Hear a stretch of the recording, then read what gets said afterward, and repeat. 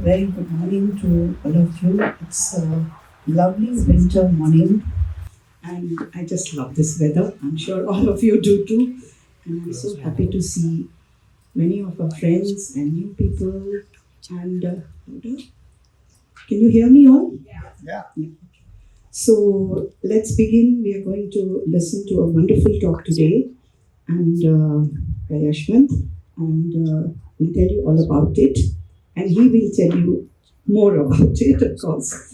So let's begin today by honoring our dear founder and the person who started this whole thing, Kamladevi Chattopadhyay, and by lighting the lamp. And then I invite our chairperson, Anuradha Bishnoi, to welcome the gathering. Thank you. My name is Kusum Vishwanath, part of Crafts Council. I'm proud to be a part of the Resource Center. I'll tell you all about it later. A warm welcome to Yeshwant Bhai, our speaker for today, who is also a very old Crafts Council, senior Crafts Council member. Thank you for coming today to give us this talk. Crafts Council of Telangana members and friends. It is a pleasure having all of you with us today for this very interesting talk that Yeshwant Ramamurthy Garu is going to give us. It gives me great pleasure to welcome you to the Resource Center. We are having a talk on TORANAMs, a doorway to design. This is also a very interesting topic because Yeshwant Bhai has done a lot of research on this, and he is going to give a PowerPoint presentation on this topic.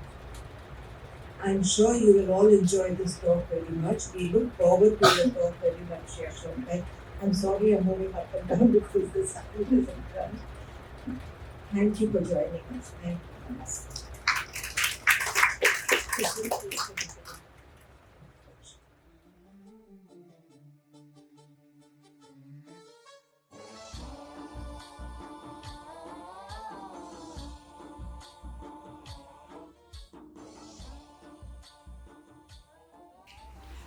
I'll begin a short biodata of to introduce Yeshwant, who he is and what is his background and why it is so important to have his thoughts and reflections on this very interesting topic called Toranam.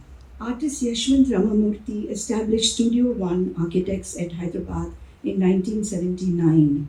The consultancy firm handles architecture, interior design, landscape, and heritage conservation. His firm is acknowledged amongst the 50 most influential practices in India. Architect Ramamurthy is a fellow of the Indian Institute of Architects and the Institute of Indian Interior Designers, in which professional guilds he has held offices at the regional and national levels. Over several years, he has engaged with academic pursuits as a teacher, juror, and advisor to architecture institutions across southern India. A design historian and ardent urbanist, he participates in seminars, makes research presentations, and conducts memory walks for the students and design fraternity of Hyderabad.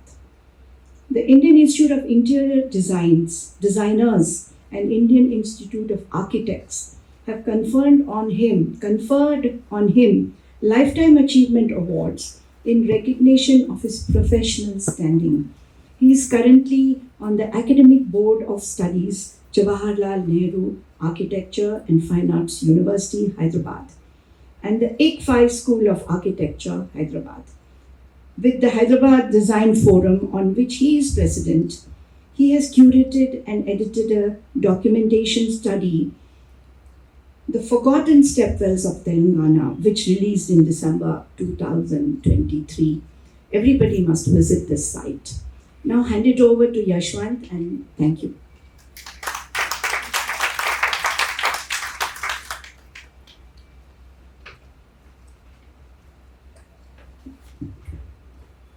Good morning.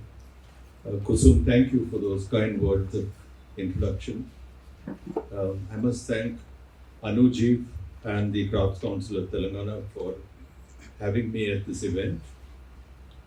while I've been teaching and lecturing all across the country to diverse audiences, this is really a homecoming because this is where it all began in a way.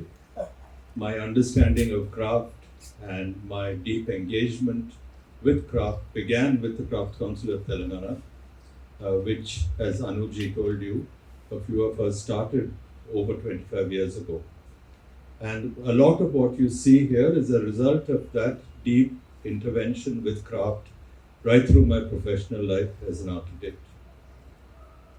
So, without much ado, I'm getting into this talk.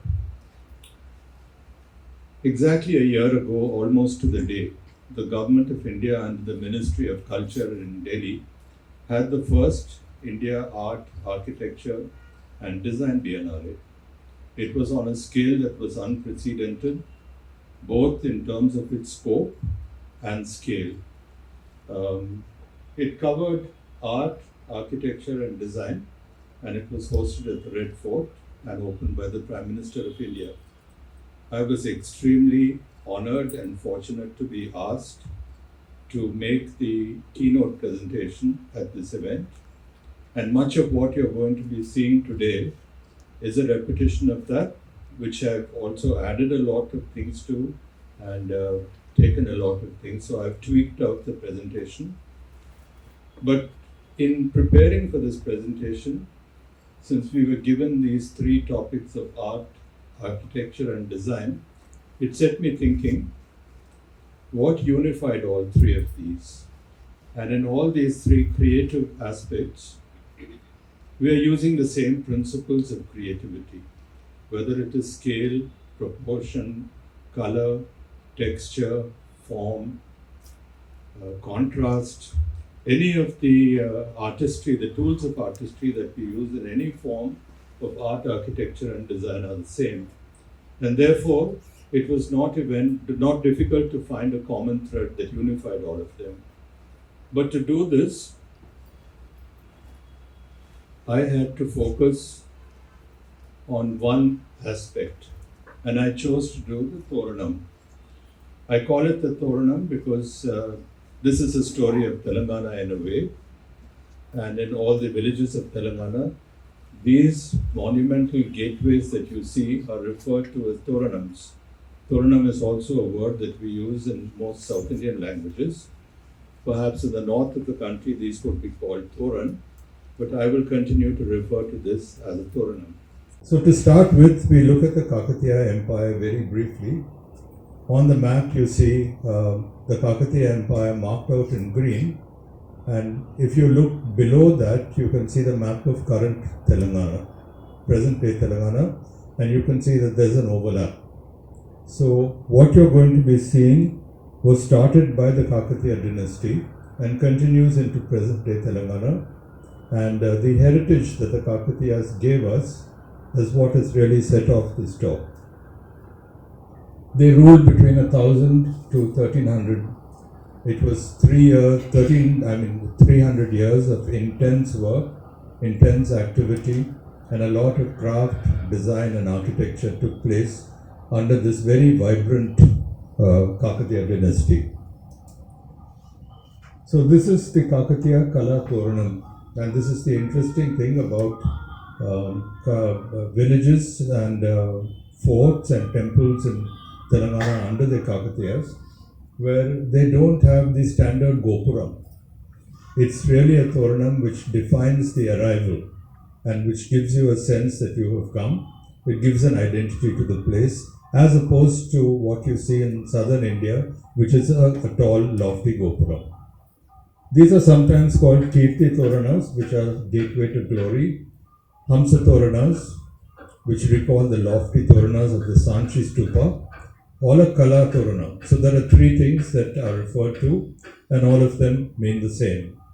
There are a lot of components in this Toran, and if you focus on the drawing on the right, you see a drawing of a Buddhist era wooden Toran. This consists of two verticals and three horizontals. The verticals are called posts and the horizontals are called lintels. And if you look at the picture of the stone archway, it's pretty much the same thing happening, but it's been decorated much more. So this is the Buddhist era wooden Toran. And this is a drawing made in my office, as it's done in a lot of architectural offices, of a door to a farmhouse that we designed in Medchal. If you look at the drawing on the right, it's pretty much like the Buddhist Toran you saw on the previous slide. It has two verticals, it has two horizontals. The horizontals, as you can see, are projecting a little beyond the vertical on both sides. These are called horns in English, kantalu in Telugu, and the purpose of these is to anchor it into the masonry work, into the brickwork or the stonework on both sides, and give it a stability. So to this day, right from the from the Buddhist times to present times, we are using the basic form of the doorway and the torana, and it continues to be in use even today. However, looking at the other kind of toran, this is a picture that could be anywhere in anybody's house. It's a garland which is put onto the doorway. And all of us in our own homes do this whenever there's a festival, whenever there's a celebration. It consists of, as you can see, mango leaves. It consists of marigold or chrysanthemums. And you can also see that there are neem leaves. All three of them have a significance. All three of them in their chlorophyll have the property to actually purify the air. And in the old days, when doors were opened in the morning and never shut till the evening, the air that passed through the Toran and under the Toran into the house got purified and sanctified by these three things that were hanging there. Also, before I move on, all of us put haldi at the bottom, at the base of the Toran. The haldi also is very commonly known as for its antiseptic properties. So this was the functional significance of a Toran. While looking for torans and in my quest for stepwells, we saw this stepwell, which is in a village called Devar Yamjal in the north of Secunderabad. It's a very old stepwell belonging to the 11th century. And the unique thing about this is that you see all around, there are smaller shrines, and each of these shrines is dedicated to a nakshatra. However, if you look at the picture on the right, on the left, this is the entrance to one of the shrines. And it has a toran which has two horizontals, one horizontal and two verticals. Also at the base of it, if you look, you will see a kalasa, which is a pot of water, which also has a significance in purifying the house as you go in. The next slide is something that we are all familiar with. When you go to a wedding, you see torans made out of flowers. And you can see in this one that there is a very strong rhythmic pattern to it. It's almost as if you can hear the mridangam of the event which is going on inside. There's also a strong sense of welcome. And you know that there is a festivity going on inside. So just through torans consisting of flowers, again marigolds, banana leaves, coconut leaves, you're bringing in this whole era of festivity. You're also bringing in the aspect that you're purifying the air as you go in. But coming to the evolution of the Kakatiya Torans, over the years and over the centuries, these started off by being very simple structures. The picture on the left that you see is one of the earliest ones we found. It consists of two posts and one lintel going across the top. The geographical and geophysical nature of Telangana is what has contributed to this. As you know, we are on granite. Most of Telangana is on a bed of granite. And it's possible for us to quarry these long pieces of stone in one single piece because of the presence of granite all over Telangana. So it's an imitation of the wooden Buddhist Toran that you saw, but done in stone. The next picture that you see has traces of slight decoration work on it. At the top you can see that there has been an attempt to do some little carving. And as time goes on and people get more time and the money that they spend increases, the requirement to decorate these torans becomes stronger and stronger. Looking at the size of it, you can imagine that this is tall enough for an elephant to walk under. And this is a toran which is to the city. It's a Padmakshi gate which is actually to Hanamakonda, built in the 12th century. So this really was a sense of arrival into the city. As we go along, there's another one called Kolanupaka. Here you can see very clearly that there is a distinct desire to decorate the toran, and from being just a square shaft, these shafts have now begun to get carved on both sides. Also at the top, you'll see that there are knobs which are hanging at the bottom of the lintel. Those represent flowers, and as you can see, this is the lotus bud. So the lotus also begins to get a symbolism that you see in this toran. This is another one where the shaft has two verticals, and there's a recess and a projection so that it doesn't seem quite as bulky.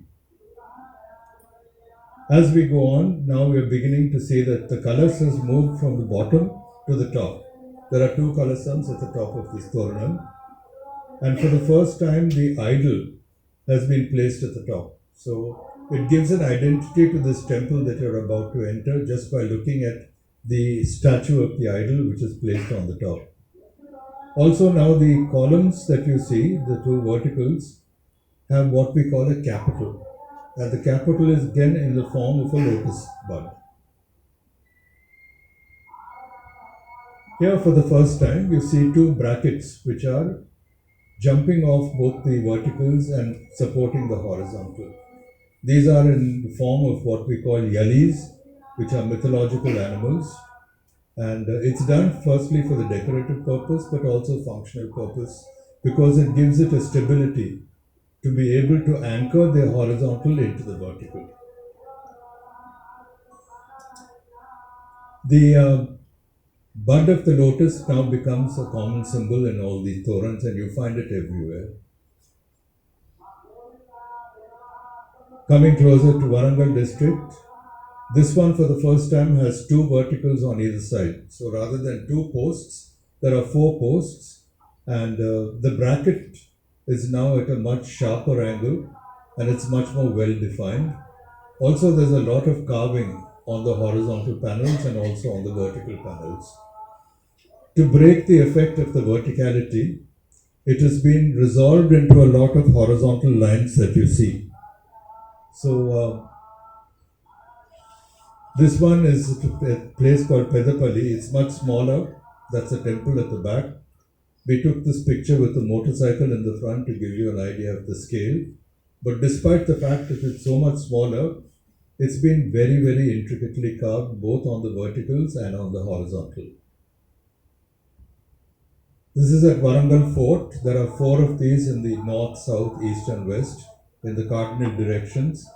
And I took this picture with one of our staff members to show you that these are really very tall vertical structures. Tall enough again for armies to come under, for elephants to come into, people on camel, on horseback, so on and so forth. We tend to associate torans today with something that's horizontal, but in fact it was the vertical massing that was more important. I'd like you for a moment to look at the top, where there are scallops, there are buds of lotuses, which are becoming much sharper now and very easily discernible as being buds of the lotus flower. And for the first time here, you see that the brackets actually have a curvature. It must have been extremely difficult to carve a bracket like that in a curvilinear form rather than take it straight. But this is architecture, this is art, this is craft as it is evolving. And despite the fact that, during subsequent invasions, most of the temples, the forts, the stepwells were all destroyed beyond recognition, the north, south, east and west Toran at the Warangal temple and the Warangal fort continue to remain intact. They are there where they originally stood. Many features are visible on this Toran. and they have been resolved artistically in beautiful ways. This is a huge bird which is sitting at the top of the Toran, one on the left and one to the right. And as if to hold up the weight of this bird, a man has been carved holding up the stone with both hands. And there are smaller pillars on his left and his right, also visibly to be able to take the load of this heavy bird which is at the top. Very clearly you can see the use of straight line geometry. It's almost as if this is something that has been done on a computer and digitally designed today. There are huge amount of vertical and horizontal lines that convert this very boring Toran with just verticals and horizontals into something very interesting. Look at the smaller garlands here in this one.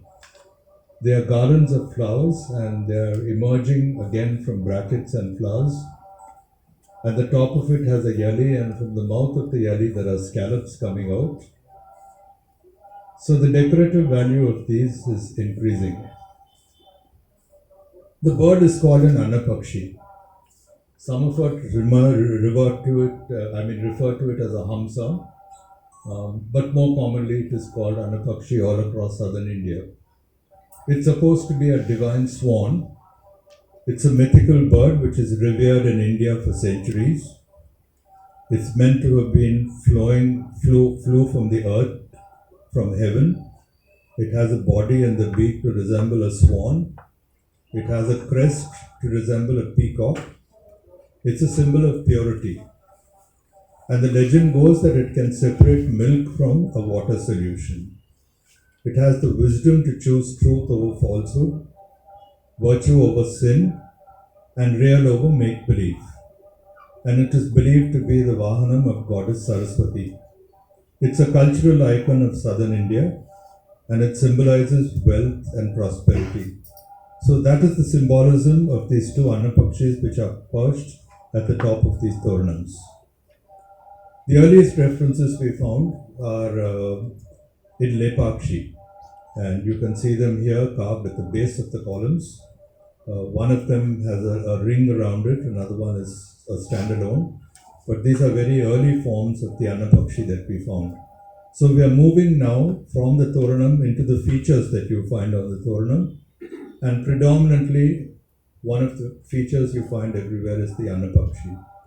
The anapakshi also comes in again in Lepakshi temple of the Vijayanagar dynasty, and here you see two of them face to face, and the interesting thing is that both of them from their beaks have serpents. So the anapakshi is assumed and it is believed that it can actually negativize the effect of serpents. But it moves on to different aspects of design. Hand-painted kalamkari, as all of us are very familiar with, has these two anapakshis which are facing each other and sharing what looks like a garland which is hanging from the top of the picture. Very extensively it's used in leathercraft, bommas, tolu bommalu, and these, as all of us know, are pierced with holes, so when they are illuminated at night, you see the light coming through them. Here is someone who's doing hand embroidery on a very intricately designed blouse, again with the anapakshi, and it is believed that every South Indian bride, especially in Telangana, if she wore a sari which has an anapakshi on it, it is auspicious. I'm sure all of you have not one but several saris or garments like this that have an anapakshi on it. But this is the significance of the anapakshi, which we see originally in architecture and has now come into the weaving traditions of southern India. Wood carving, the panel on the top has two on either side, and a brass lamp such as the one which has been lit here also. The brass lamp is identified and it's has different kind of forms across India. So this is an oil container in southern India on the left, and on the right I found this picture at a museum, but it's actually a Burmese piece. So it's not very different, and with Buddhism traveling out of India and into the rest of Asia, So did all our artistic traditions and artistic motives. We were in Bali for a wedding a couple of years ago, and we went into a handicraft store and I took these pictures there. So this is Indonesian carved wood. It has metal inlay and polychrome finish. Looks very interesting. It's an anapakshi, but like all craft, it's not just craft for itself. It has a purpose. So when you open these birds, it's actually a storage space for you to put odds and ends into. Batik, extensively across Asia, Sri Lanka, Indonesia, you see a repetition of the Annapakshi. In Sri Lanka, we found even very recently when we were there on a vacation that the necks are intertwined. They're facing each other, but the necks are intertwined. There's an oil lamp from North India here on the left of the picture that has two Annapakshis at the top. And on jewelry, it's very commonly found. There's a beautiful water flask which is made in Mysore. It's out of silver and it has gold inlay in it. I'd like you to look at the mouth where it's the Annapakshi there too. Burma, Thailand, different forms, different kind of decorative value, but by and large the motif is pretty much the same. Indonesian wood carving, and we were in Cambodia again some time back and I took this picture where there are two Annapakshis at the bottom. So all this moved with not only Buddhism but with the spread of Hinduism across southern Asia. We stayed at a hotel where we looked at the table lamps on either side of the bed in Sri Lanka. And like I was telling you, there are these two Annapakshis with intertwined necks. So this is an interesting picture because this is a typical stone jali made out of granite. And this is again at Warangal on the fort. And you can see that there are Annapakshis in between the pierced portions. But looking through these piercings, looking through this jali, you can see the origins of where this began in the Toranam, which is right in the distance at the back. And a Sri Lankan door frame, which we saw at a museum, the Colombo Museum, which has everything that we've been talking about. It has an Annapakshi and it has two lotus leaves on both sides. In contemporary design, this is the ITC Kakatiya in Hyderabad. All of you would have seen this. The Toranam now becomes a cake shop. It's been made in marble. And there is a jali identical to the jali that you saw in the last slide, made out of marble and illuminated from behind. So it's coming into contemporary usage also. So architecture really is the metaphor of sustainability. And here in this picture is an Annapakshi sitting and a crow also sharing the space with it. But often we distort architecture. So along comes N.T. Ramarao, who becomes the Chief Minister of Andhra Pradesh. And N.T. Ramarao, with his filmy background, wants everything to be larger than life, like a film set. And he says, let's have Toranams all across Hyderabad. And he stretches this Toranam as if it's a rubber band that's been stretched horizontally rather than vertically, distorts the proportions of the traditional Toranam. Then we see Gujarat, Rajasthan, the idea is the same. Two verticals, one horizontal. The way it's interpreted, the way it's decorated, keeps changing across regions in India. This one is in Orissa. Rather than having a horizontal lintel, this has an arch on it.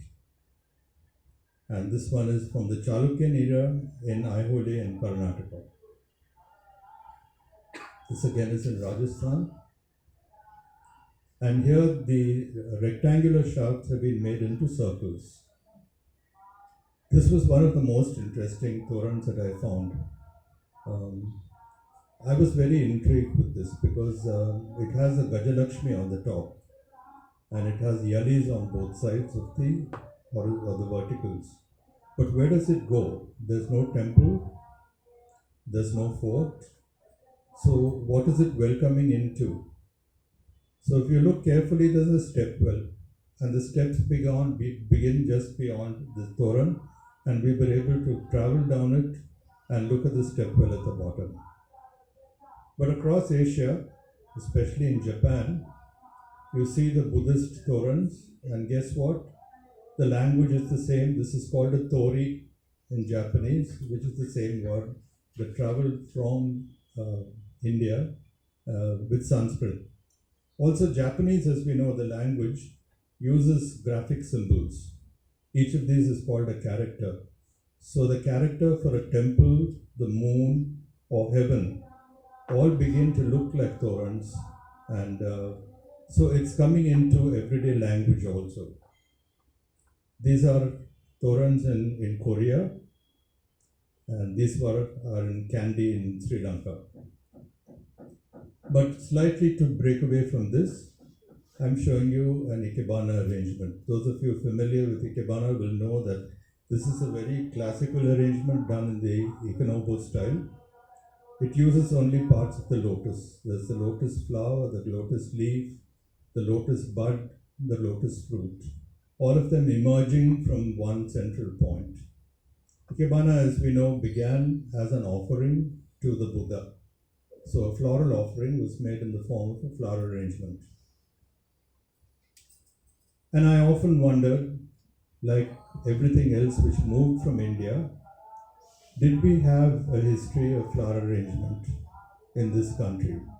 And I looked and looked and looked for many years and couldn't find evidence. But then when we went to Sanchi, one of the panels has a flower arrangement emerging from a kalas. And guess what? They're all parts of the lotus. And this actually proves that even the art of Japanese flower arrangement had its origin in India and traveled across India to Zen Buddhism. This is part B of my presentation, and these are very ordinary doorways, humble doorways of humble people that live all across the state of Telangana. As we were going from village to village, town to town, looking for step wells, I took casual photographs of anything that I found interesting. These are not grand people that live here, but this Toran also has two verticals, a horizontal. It has a Toran of mango leaves, and right at the bottom, you can see that there is haldi. So it has everything that we've been talking about in a very simple way. And this is yet another door. Of course, now not many people can afford to use haldi because it's become expensive. So they go and paint it. They paint it with oil paint, which actually does totally the reverse of what haldi is supposed to be doing. Oil paint is made out of very toxic lead-based chemicals.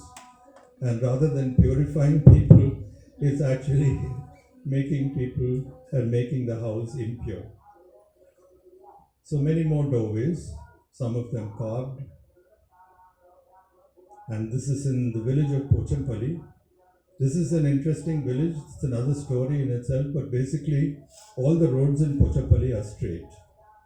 And the roads in all the other villages meander right through the village.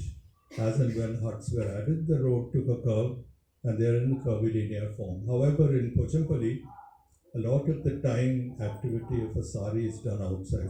So the entire length of the sari is stretched onto these very straight roads, and therefore the doors and the torans that you see are very straight. More doors, and now you must be wondering, why are all these doors painted in this shade of blue? And so did I. I couldn't get an answer to this. Wherever we went and I asked the people who owned the house or the villagers, why are you using this shade of blue? The only explanation they could give me was that their ancestors did it, their forefathers did it, and therefore they are continuing the tradition of painting the door and the woodwork in blue. However, one thing was interesting. They all referred to this as Firoza Rangu. They don't have a word in spoken Telugu in Telangana for this shade of blue. They call it by the Persian name or the Urdu name, which is Firoza Rangu. So then I began to scratch my head and said, where is the connection between this and Firoza Rangu? Not difficult to find. The map that you see here shows you the Deccan Sultanates. And all the Deccan Sultans, whether they were from Berar, Bidar, Golconda, Bijapur, Ahmednagar, all originally came from Turkey or Persia. And in both these regions of Central Asia, there was a strong use of this color turquoise.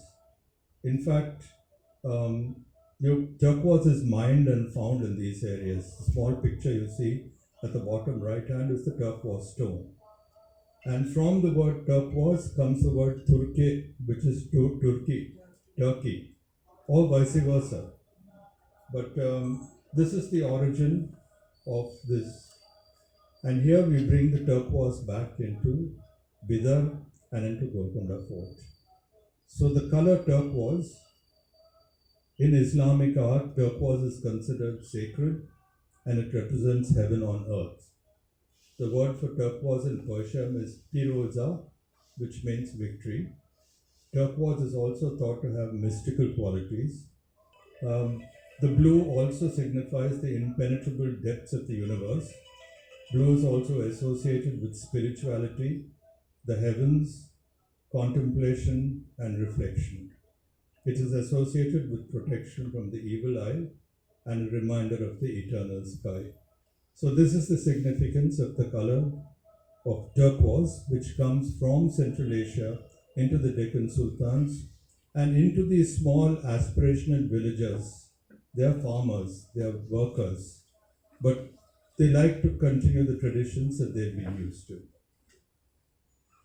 We also see traditionally Hyderabad jewelry, and these were given to me by a jeweler client of mine, where he said the use of white pearls and turquoise is very typical of the Islamic traditions and the Muslim women of Hyderabad.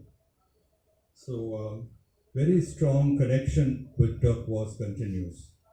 This is the entrance to a Zamindar's Gari, a large gate, very elaborate door, but also at one time must have been painted in the same shade of blue. You can actually see, if you scratch the surface, that the same shade of turquoise will come in.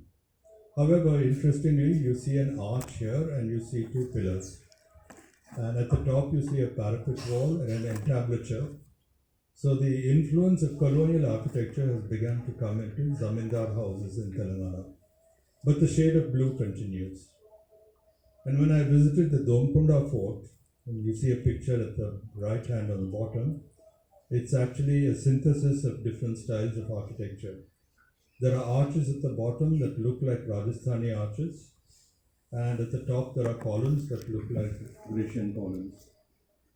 And when you go inside, the decorative motif that you see in the corners right below the ceiling is in white and blue.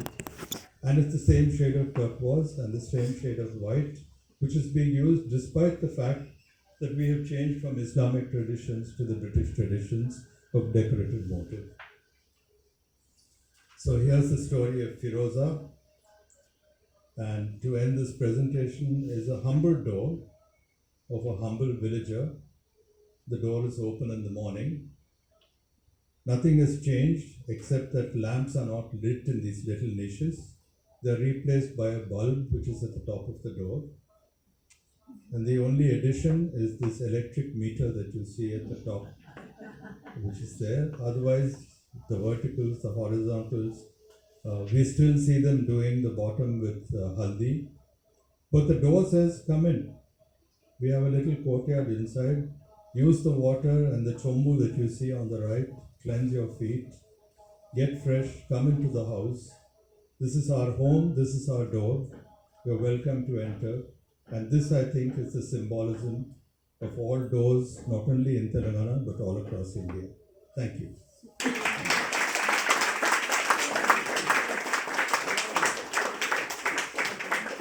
If you have any questions, I'd be happy to answer them. Hello.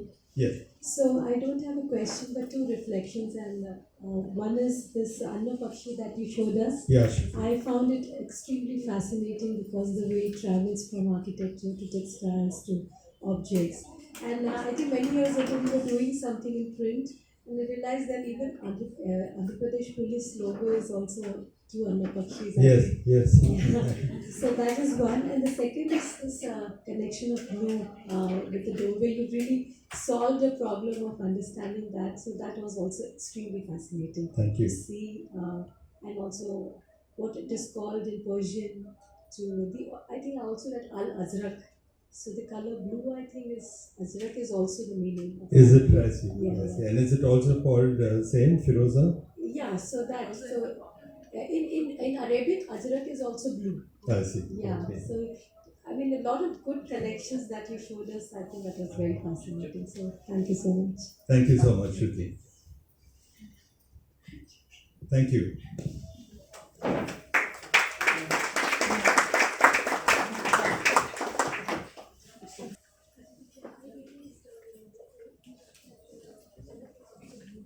Thank you so much. As expected, it was a wonderful, informative, and enjoyable talk.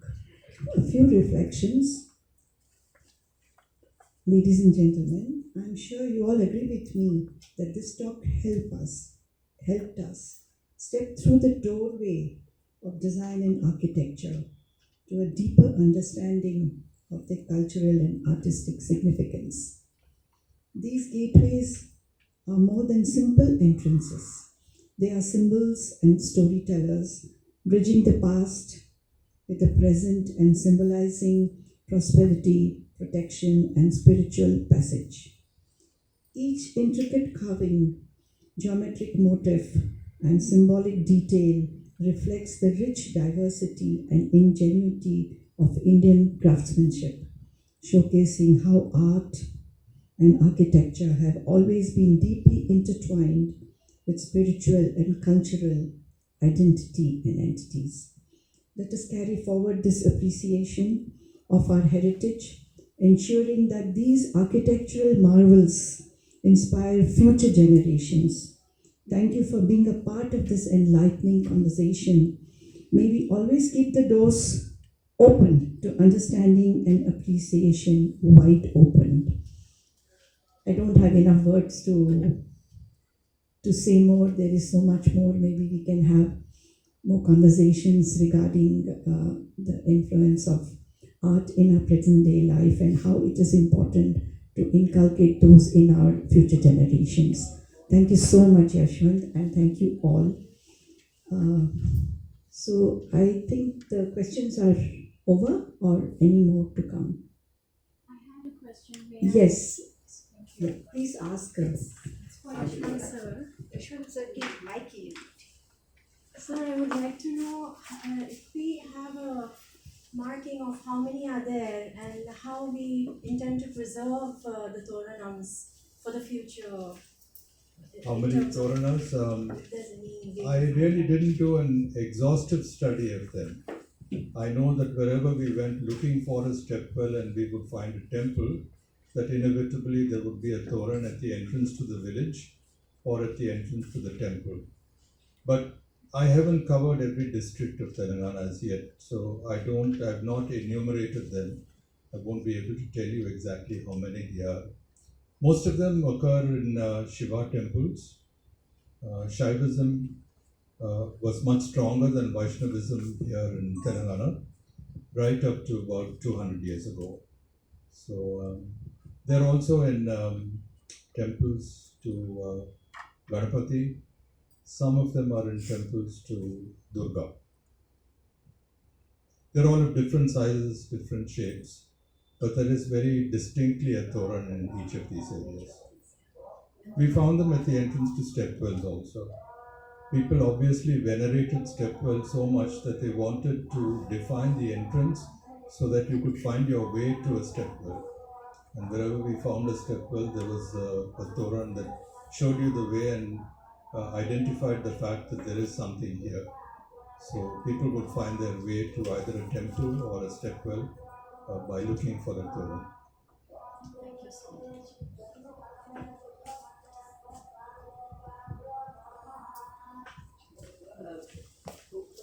She mentioned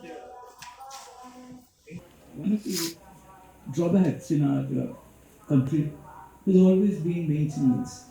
We do excellent pieces of art, we over the years we try to maintain it. One area, one generation comes in. We see it in our heritage buildings here also. It goes back to square one within a certain period. Again, huge amounts of money. I'm talking of intact our heritage buildings in Hyderabad as a reference only. What do we do? Why is there so much of destruction, lack of maintenance? I mean, today we're talking Torans, and if it's a monument in stone, is there any way or any other way of maintaining these stone monuments? Is there a history to it? Is there a maintenance part of it? Or is it just there? I think maintaining heritage, we like to think that it's the work of the government, but the government, it's a very low priority. Heritage is a very low priority. It's not a vote catcher. It's not going to buy them votes at an election.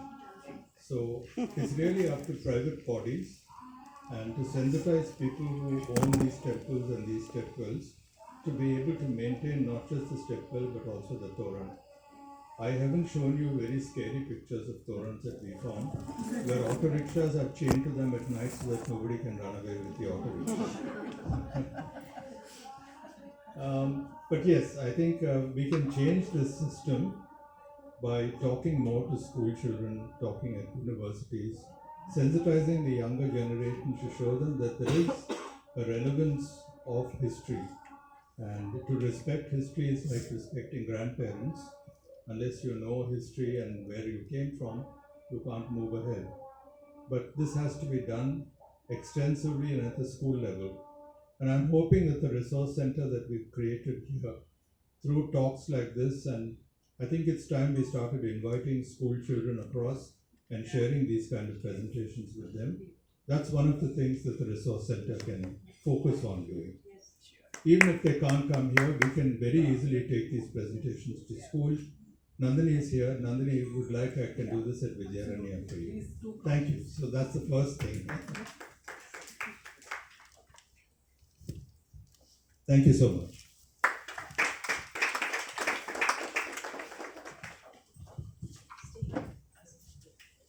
Request our Vice Chairperson Nandini to come and honor Yashwant, and after that Bhuvaneshwari to come and give the vote of thanks.